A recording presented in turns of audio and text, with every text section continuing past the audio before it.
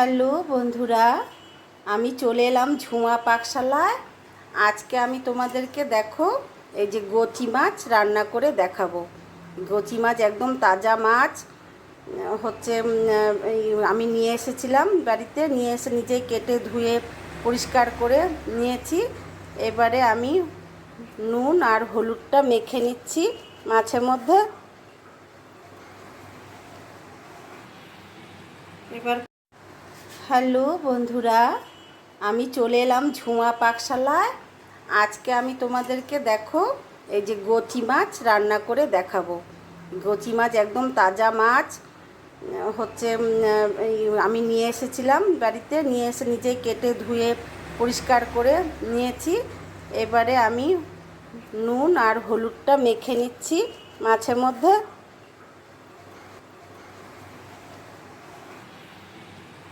এবার কড়ার মধ্যে আমি তেল দিয়ে দিচ্ছি। তেল গরম হয়ে গেছে, আমি মাছগুলো ছেড়ে দিলাম। একবারে সমস্ত মাছগুলোই আমি দিয়ে দিলাম, কারণ এগুলো ভেঙে যাবে না। মাছটা একটু শক্ত মাছ, তো মাছটা ভেঙে যাবে না। আর এই মাছটা খেতেও কিন্তু খুব ভালো, শুধু একটা ভেতরে কাটা, আর কোনো কাটাও নেই। আর তোমার এই মাছে না ভীষণ গায়ে রক্ত হয়, এই মাছটা খেলে ভীষণ উপকারী মাছ। মাছটা ভাজা হতে হতে আমি তোমাদেরকে দেখিয়ে দিচ্ছি। দেখো এই কী কী লাগবে। এই যে পেঁয়াজ কুচি করে নিয়েছি, রসুন কুচি, টমেটো কুচি আর লঙ্কা চিড়ে নিয়েছি, আর এখানে সবজি নিয়েছি। এখানে আছে পেঁয়াজের এই যে পাতা, পেঁয়াজের পাতাগুলো, আর আছে তোমার কচু আছে, অল্প করে আলু দিয়েছি, বেগুন রয়েছে। এই হলো মানে সবজি আমি কেটেছি। এই সবজি দিয়ে রান্না করব, মাখা মাখা করে তরকারি করব। আর এই যে কালো জিরে ফোড়ন দেবো, হলুদ নুন তেল, ব্যাস এই হলো উপকরণ, আর কোনো কিছু লাগবে না।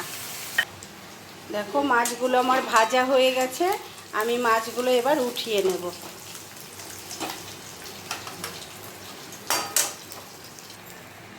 এই মাছ ভাজার তেলের মধ্যে আমি আর অল্প তেল দিয়ে দিচ্ছি। এবার কালো জিরেটা ফোড়নে দিয়ে দিচ্ছি।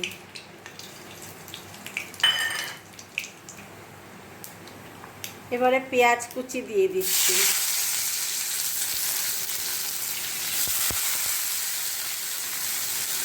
রসুনটাও দিয়ে দিলাম, রসুন কুচিটাও দিয়ে দিলাম।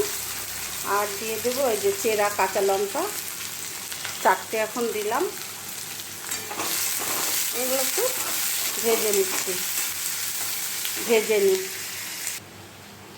এবারে দিয়ে দিচ্ছি এই টমেটো কুচিগুলো, টমেটো কুচিগুলো দিয়ে দিলাম।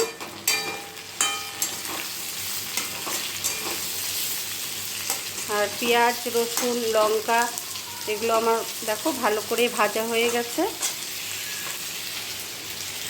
আর এবার আমি এই যে সবজিগুলো কেটে রেখেছি, সেই সবজিগুলো দিয়ে দিলাম।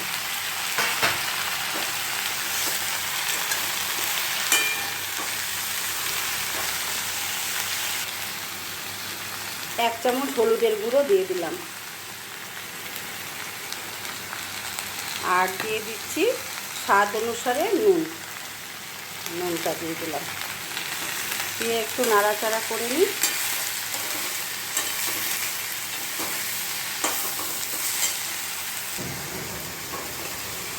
দেখো সব কিছু আমার ভালোভাবে মিশিয়ে নিয়েছি, সবজির সাথে মিশে গেছে। এবারে আমি একটা থালা দিয়ে চাপা দিয়ে দিচ্ছি সবজিগুলোকে।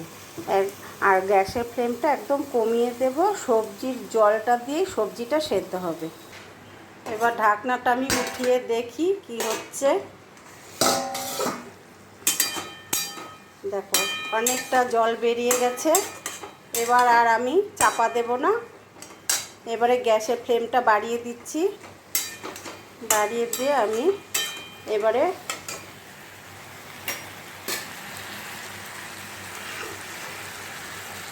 যে মাছগুলো আমি দিয়ে দেব, মাছগুলো দিয়ে দিলাম। দিয়ে আরেকটু আমি রসটাকে আরেকটু টানাবো।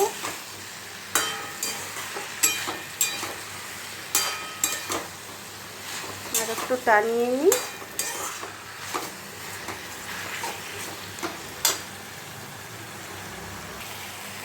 আমার কিন্তু রান্নাটা হয়ে গেছে, দেখো এরকমই মাখা মাখা মতন রান্নাটা হবে। এবারে আমি গ্যাসটাকে অফ করে দিচ্ছি, তারপর নামিয়ে তোমাদের দেখাচ্ছি। এই যে দেখো আমি নামিয়ে দিচ্ছি, এই যে মাছ ভেজে রেখেছিলাম সেই থালাতে নামিয়ে দিলাম।